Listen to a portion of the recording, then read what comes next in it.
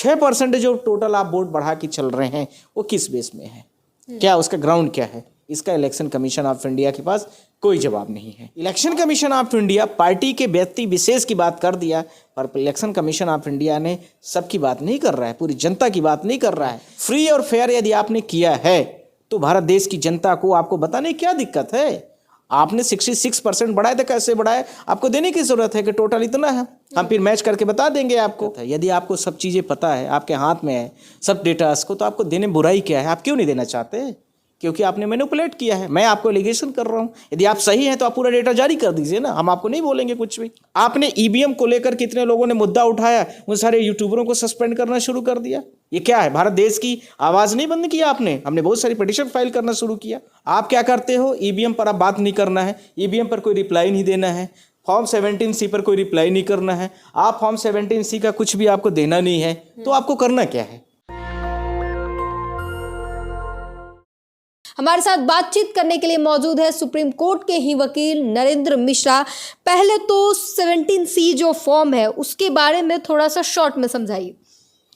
Form 17C election commission का people representation act 1961, उसमें स्पष्ट तरीके से सारे फॉर्म्स के डिटेल दिए गए। फॉर्म 17C जो है उसमें यह होता है कि पूरे पोलिंग में कितने टोटल वोट्स है, उसके बाद उसमें कितने वोट आए, यानी पोलिंग बूथ पर कितने पोलिंग बूथ पर वोट डालने, वोट कास्ट करने आए। फिर उसके बाद उसमें कितने मेल हैं, कितनी फीमेल हैं, कितने थर्ड जेंडर हैं, कितने NRI हैं, इसके साथ में कितने पोस्टल वोट्स हैं। पोस्टल का मतलब जैसे मान लीजिए बहुत सारे लोग बाहर हैं या उनके वोट्स पढ़ने वाले हैं, ये 4-5 कैटेगरी उसमें बनाई गई है। इन सब 5 छठों को ऐड करके टोटल वोट निकाली जाती है कि टोटल वोट्स इस पोलिंग पर इतने पड़े हैं। अब इस टोटल वोट्स में से टोटल वोट था उस पोलिंग का, मान लीजिए 5000 का पोलिंग है, उस पोलिंग में मान लीजिए 3000 वोट पड़ी है। अब उससे उसका परसेंटेज हम निकालते हैं कि कितने % वोट टोटल पड़ी है।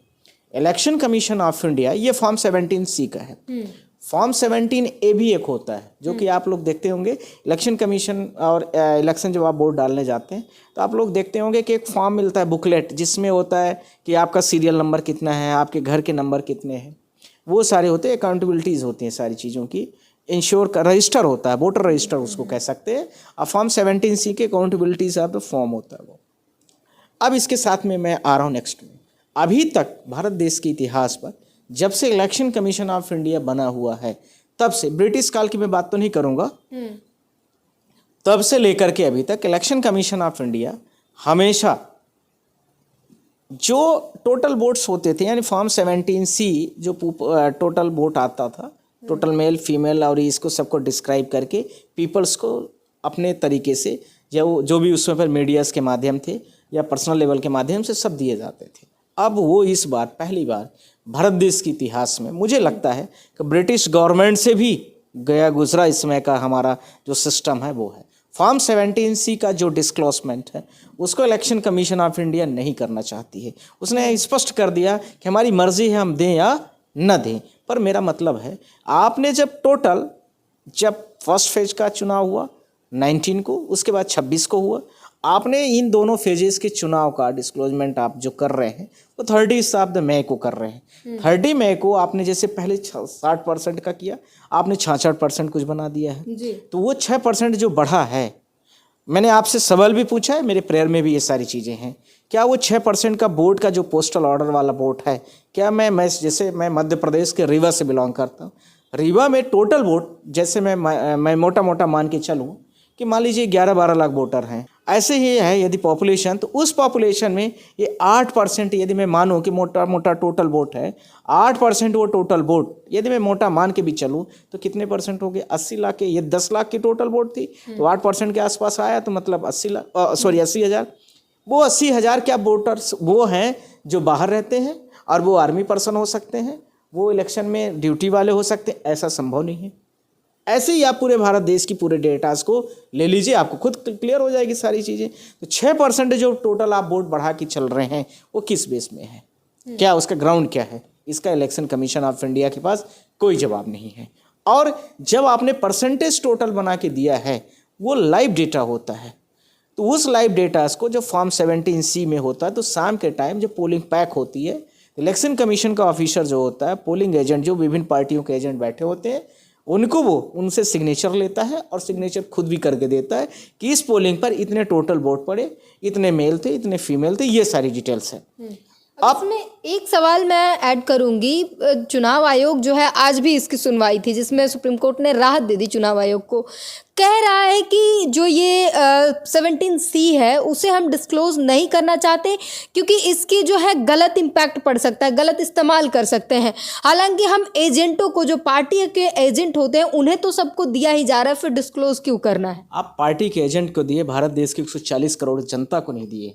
भारत देश का इतना बड़ा महापर्व है, पूरे प्रत्येक व्यक्ति इसमें जुड़ा हुआ है। आप डेली देखिए, आप लोग भी न्यूज़ एंकर हैं या न्यूज़, आप लोग सारी चीज़ों को सब लोगों से अपना अपना डिबेट और ओपिनियन लेते हैं। आप देखेंगे कि भारत देश की जनता में हर व्यक्ति, चाहे वो वोटर हो या ना हो, या वोट डालने लायक कैपेबल हो या ना हो, या यहाँ वोट हो या मेरी मान लीजिए रीवा में वोट है, हर व्यक्ति इसमें जुड़ा हुआ है कि हमारे रीवा में क्या होगा, आपके यहाँ दिल्ली में क्या होगा, आप वाले सीट पर क्या होगा। हर व्यक्ति का दिमाग, जब तक चुनाव का रिजल्ट नहीं आ जाता, अब सरकार नहीं बन जाती, तब तक जनता के मन में ये सब प्रश्न बने होते हैं।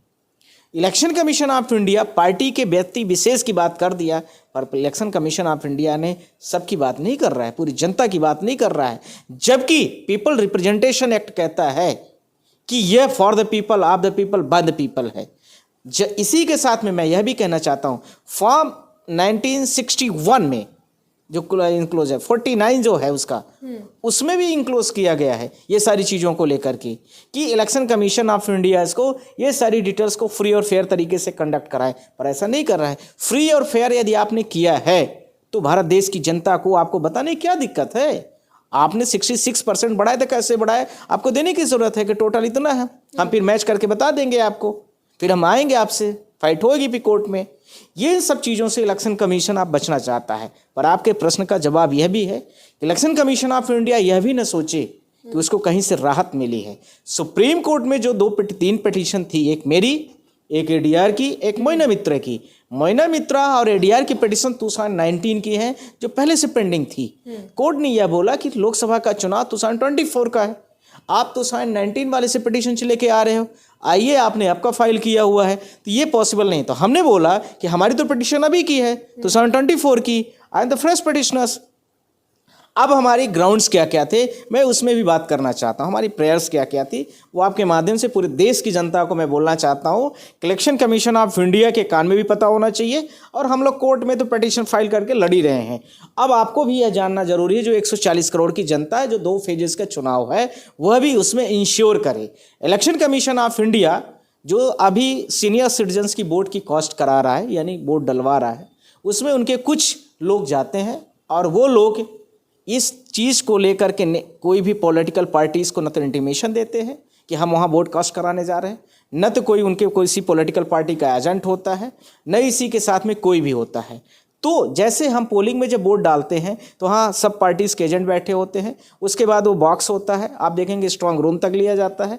यहाँ पर स्ट्रांग रूम तक ले जाने तक के बीच की जो बात है, उसमें एक बॉक्स होता है, मैं बॉक्स पुराने ज़माने का बड़ा सब स्टील का या किसी भी आयरन का होता, हाँ पेटी, मत पेटी, आप ठीक कह रही, मत पेटी होती है, उसमें वो चाबी ताला लगाते हैं 10 रुपए वाला और लेके चले जाते हैं। उसकी की इन्हीं के पास है कि किसके पास है। इस स्ट्रांग रूम तक जाने के बीच में वो वही वोट रखते हैं, किसी और की डर रखते हैं, किसकी किस फेवर में डालते हैं यह भी क्लियर नहीं है। यही सिमिलर हमारे पास बहुत सारे आर्मी पर्सन्स, बहुत सारे फोर्सेस के भी फ़ोन आए हैं, यह भी मैं कोर्ट में रिलाई कराने वाला हूँ कि ये लोग भी कह रहे हैं कि सर हमारे अधिकारी हम लोगों को डायरेक्शंस दे देते हैं कि आपको फला पार्टी से या फला फला व्यक्ति को आपको वोट करना है, हम लोग इसी तरीके से करते हैं। उनको डायरेक्ट वोट डालने का, यानी वहीं से वो डायरेक्ट वोट कर दें, वहाँ पर चला जाए, इस तरीके का कुछ सिस्टम होना चाहिए। तो यह भी एक दूसरी प्रेयर का मुद्दा है। तीसरा, इलेक्शन कमीशन ऑफ इंडिया जो 5% BVPATs के मैच करने का लास्ट में ऑप्शन रखा है, उसको पहले करने के लिए मैंने रिक्वेस्ट किया था। क्योंकि जब चुनाव ख़त्म हो जाता है तो लगभग जब पार्टी को पता चल जाता है कि कौन जीत रहा है कौन हार रहा है, तो बहुत सारे लोग जो इंडिपेंडेंट या जो नहीं कंटेस्ट में उसमें फाइट में नहीं है, वो पहले ही स्किप करके निकल लेते हैं स्ट्रांग रूम से, या जहाँ पर काउंटिंग एजेंट वो होती है, पोलिंग होती है। इसी के साथ में वहाँ पर सिर्फ बचने वाला कौन होता है? जो जीतता है। हारने वाला तो बेचारा लगभग चले जाता है। तो मैंने बोला कि पहले आप इसको पहले ही करा दीजिए, इंश्योर हो जाए। सारे एजेंट से बैठे होते हैं, जैसे मेरी रीवा कॉन्स्टिट्यूंसी है, रीवा कॉन्स्टिट्यूंसी के लिए हमने बोला जैसे कि आप प्रॉपर वहाँ पर स्टार्ट होने वाला है, मान लीजिए 8 बजे से गणना शुरू होगी, आप 7:30 बजे सब एजेंट्स बैठते हैं, आप 8 बजे जो आपको जितने 5% EVMs VVPATs मैच कराने हैं वो आप कर दीजिए, पर्चियों से मैच हो जाए, बात खत्म हो जाएगी सारी। उसके बाद सारे अपना कंटेस्ट करेंगे, वो ठीक हो जाएगा। इसी के साथ में नेक्स्ट प्रेयर, मैं आपके माध्यम से यह भी बोलना चाहता हूँ पूरे भारत देश की जनता को कि ये अलग से एक EVM से जो 5% वोट वेरीफाइड हो रहे हैं उनका एक अलग सीट में ही डिटेल दे दें कि इतनी EVM नंबर, ये EVM नंबर में इतना, ये EVM नंबर में इतना, इस EVM नंबर, जिससे जो पोलिंग में वो EVM लगी हुई थी वहाँ पर उस समय पर एजेंट ने जो लिखवाया था उसको डिस्क्लोज हो जाएगा और पता चल जाएगा, पूरे भारत देश का पता चल जाएगा। जस्ट मिनट, 1 मिनट में पूरा कंफर्म। इसी के साथ में मैंने 2 पिटीशंस में और भी प्रेयर को रखा कि इलेक्शन कमीशन ऑफ इंडिया और honourable CJI chief justice of India एक कॉन्स्टिट्यूशनल कमेटी बना दे, सेटअप कर दे, जो 2 फेजेस के इलेक्शन हैं उसकी मॉनिटरिंग, उसकी EVM का रख रखाव, इसके साथ में उनका लाइव वीडियोस, जैसा कि आपने देखा है अटाह का, यूपी का एक बहुत बड़ा उदाहरण एक मैंने देखा है। ये एक माइनर बच्चा है, जैसा कि मुझे पता चला, ध्यान रखना, I am not sure minor है कि नहीं, पर एक बच्चा वीडियो भी बना रहा है, वही बच्चा 16 साल का बच्चा, करेक्ट 16 साल का, यू आर सेइंग देयर, 16 साल का बच्चा है, वो कैसे चला गया इलेक्शन ऑफिस में? दूसरा प्रश्न, इलेक्शन ऑफिस में जाने के बाद वो 8 बार वोट डालता है, यह भी कैसे संभव? एक बार होने के बाद आदमी तुरंत बाहर होता है ना, पर वहाँ तो नहीं दिख रहा है।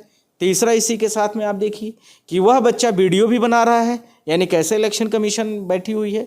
इसी के साथ देखिए यह एक वीडियो सामने आ गया, इसलिए आप सबको पता चल गया पूरे भारत देश में कितने बड़े लेवल पर 1 से लेकर 5वें चरण तक कितनी बड़ी चोरी हुई है, किसी ने कुछ भी नहीं देखा।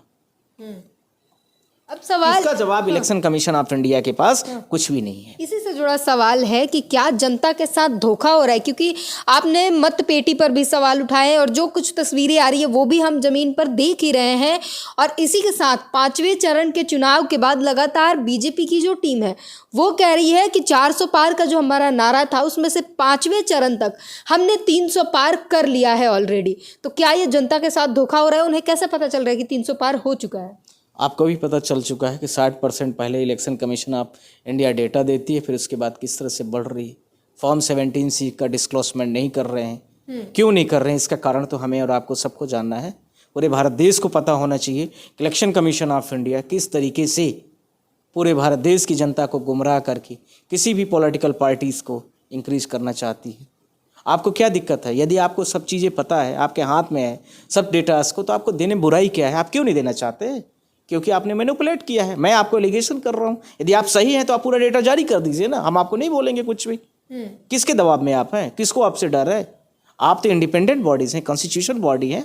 You are not a part of the current ruling parties, you are the part of the constitution, but you are not really here. आप बिल्कुल इसको मानने को नहीं तैयार हैं। आप यह मानने को जरूर तैयार हैं कि नरेंद्र मोदी जी ने या भारत देश की जो अभी करंट रूलिंग पार्टी है आपको सेटअप किया है बाईपास करके सब लोगों को, उस चीज़ को आप ज़्यादा प्रेफर कर रहे हैं। ये मैं आपके सामने मीडिया में बोल रहा हूँ। आप उसी चीज़ को पूरे भारत देश की जनता को दिखाना चाहते हैं, पर भारत देश की जनता 140 करोड़ जनता आपको नहीं दिख रही है क्या? मैं आपके माध्यम से बोल रहा हूँ, आप ही बताइए, सारे लोग बताइए। Election commission of India ensure करे ना, फॉर्म 17C में जो डाटाज है आप दे दो, बात खत्म हो जाएगी। हम आपसे एक भी शब्द नहीं बोलेंगे, आप नहीं बोलोगे। आपने EVM को लेकर कितने लोगों ने मुद्दा उठाया, उन सारे यूट्यूबरों को सस्पेंड करना शुरू कर दिया। ये क्या है? भारत देश की आवाज़ नहीं बंद किया आपने, हमने बहुत सारी पिटीशन फाइल करना शुरू किया। आप खुद बताइए, देश की आवाज़, एक्सप्रेशन फ्रीडम है हमारे लिए। आर्टिकल 19(1) पढ़ लीजिए। आप IAS ऑफिसर हैं, आप क्या हैं? मैं आपसे पूछा, मैं भी बहुत सारे बच्चों का इंटरव्यू लेता हूँ, UPSC की जो इंटरव्यू दे रहे हैं। ऐसा थोड़ी होता है। हम बच्चों को बताते हैं बड़ा अच्छा इलेक्शन कमीशन है, हम बच्चों को बताते हैं बड़ा अच्छा हमारा सुप्रीम कोर्ट है, हम बच्चों को बताते हैं हम भारत देश की संप्रभुता अखंडता में विश्वास करते हैं, पर हम वास्तविकता में क्या देख रहे हैं ये सबको पता होना चाहिए देश में। जी, एक आखिरी सवाल ये है कि चुनाव आयोग ने एक नोटिस भेजा है कांग्रेस और बीजेपी दोनों को जिसमें वो कह रहे हैं कि संविधान, धर्म और अग्निवीर योजना पर बात ना की जाए, अपने स्टार प्रचारकों को रोकिए। वहीं अब अगर देखा जाए तो चुनाव एक संवैधानिक प्रक्रिया है ऑलरेडी, और ये अग्निवीर जो सत्ता पक्ष की लाई हुई अग्निवीर योजना है, जिसका विपक्ष खुलेआम विरोध कर सकती है, ये भी अधिकारी हैं। चुनाव आयोग को क्या कहेंगे कि संविधान पर बात मत करो, अग्निवीर पर बात मत करो, विपक्ष को रोका जा रहा है चुनाव के दौरान पे। इलेक्शन कमीशन ऑफ इंडिया इसको पीपल रिप्रेजेंटेशन एक्ट का सेक्शन 123 सब सेक्शन 3 को पढ़ लेना चाहिए। यदि आप कहें तो मैं पढ़ देता हूँ, मेरे फाइनल पिटीशन में ये पिटीशन भी मेरे पास ही है, आप पढ़ लें। पूरे भारत देश की जनता को भी पता चल जाएगा कि भारत देश में जो चल रहा है वो क्या चल रहा है। There is the part 7 election commission people representation act, corrupt practices and the electoral affairs, chapter number 1 corrupt practices. इसका सब सेक्शन है सेक्शंस 123 करप्ट प्रैक्टिसेस। इसका मैंने बोला 3rd नंबर पॉइंट पढ़ने के लिए, आपके सामने मैं पढ़ के सुना रहा हूँ, आप ऐसे ही मैं बोल रहा हूँ। The appeal by the candidate or his agent, candidate or his agent, or by any other person, or by any other person, it means that 140 crore peoples of the India's, ठीक, with the consent of the candidate or his religion or election agents are to votes or refrain from the voting for any person to ground of। अब यहाँ शुरू हो रहा है ground क्या क्या है, इनमें नहीं बोल सकता है ग्राउंड क्या क्या है। Ground religions, race, caste, communities और language or the use of appeal of the religious symbols there the BJP are using there। आप बाराबंकी का उठा के देख लीजिए, मैंने पिटीशन में दिया है, यूपी के बीजेपी के लीडर्स का देख लीजिए आप। यह चुनाव मंदिर बनाने वाले और मंदिर को तोड़ने वाले हो रहा है। इलेक्शन कमीशन ऑफ इंडिया ने क्या किया है बताइए? FIR लॉन्च किया, स्टार प्रचारक से बाहर किया, आपको कुछ नहीं किया। ये क्या पीपल रिप्रेजेंटेशन एक्ट काहे के लिए है? आप ही के लिए तो बनाया गया है। इलेक्शन कमीशन आप बड़ी बड़ी बातें कर रहा है। अब इसी का आगे का मैं पार्ट पढ़ रहा हूँ, are appeal to the national symbol, ठीक। इसके बाद such as the national flag are the national emblem for the furtherance of the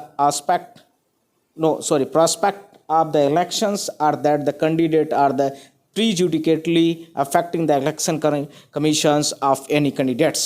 अब आप खुद बताइए, मैं आपको दिखा रहा हूँ, आप मेरे पिटीशन का पेज नंबर 22 आप खुद देख लीजिए। आप देखिए यहाँ पर पॉइंट नंबर 3 है, आप खुद, मैं आपसे बोल रहा हूँ, आप पढ़िए आप इसको। हम लोग, आप लोग, भारत देश के लोग ये काहे के लिए एक्ट पढ़ते हैं? इसीलिए ना कि इसको फॉलो कराएंगे। IAS ऑफिसर है, उनको नहीं पता है इलेक्शन कमीशन ऑफ इंडिया को, सबसे सीनियर ऑफिसर है वो, आप बताइए ना, उनको नहीं पता है, भारत देश के लोगों को नहीं पता। इसके पहले इलेक्शन कमीशन नहीं बैठता था, अभी तो प्रैक्टिस करके आ रहे हो। ऐसा थोड़ी ना है कि आप यहाँ अपेक्स पार्ट पर हो, अभी इस पोस्ट में पहुँचने वाला आदमी सबसे हायर IAS ऑफिसर होता है करने के लिए, कहने के लिए, पर आपका काम भी दिखना चाहिए, वो आप नहीं दिखाते हो। आप क्या करते हो? आप सस्पेंड कर देते हो यूट्यूबरों को। आप क्या करते हो? EVM पर आप बात नहीं करना है, EVM पर कोई रिप्लाई नहीं देना है, फॉर्म 17C पर कोई रिप्लाई नहीं करना है, आप फॉर्म 17C का कुछ भी आपको देना नहीं है, तो आपको करना क्या है? ये मेरा प्रश्न आपसे, आपके माध्यम से, भारत देश की जनता के माध्यम से हमेशा रहेगा। और संविधान के लिए हम लोग लड़ रहे हैं। चुनाव आप जो भी कराना हो कराइए, जीतना हारना हमारे लिए विषय नहीं है, हमारे लिए विषय फ्री और फेयर इलेक्शन कंडक्ट करिए, बस इतने हमारी गारंटी। और भारत देश की 140 करोड़ जनता चाहती है आपसे। आपसे ये नहीं चाहती कि 60 से 66 कर दो, आपसे ये नहीं चाहती कि 66 से 70 कर दो, आपसे ये नहीं चाहती कि 1 करोड़ बढ़ा दो, घटा दो। हमने घटाना चाहते हैं ना बढ़ाना चाहते हैं। हम जो प्रॉपर वोट है आप उतने को काउंट करिए, फ्री करिए, सब लोगों के सामने डिबेट करके रखिए, सामने प्रॉपर होना चाहिए बस। हम आपसे ये नहीं चाहते कि आप हमारे पर दया करिए, हमें दया वया नहीं चाहिए आपसे, हमें जो चाहिए वो आप करिए, बस बात खत्म। नेशनल दस्तक की आपसे गुजारिश है कि अगर इसको बचाना चाहते हैं तो नेशनल दस्तक को सब्सक्राइब करने के लिए रेड कलर के सब्सक्राइब बटन को दबाएं, फिर बेल आइकन की घंटी दबाएं। नेशनल दस्तक को बचाने के लिए बहुत जरूरी है कि हर खबर को शेयर करें, लाइक करें, कमेंट जरूर करें।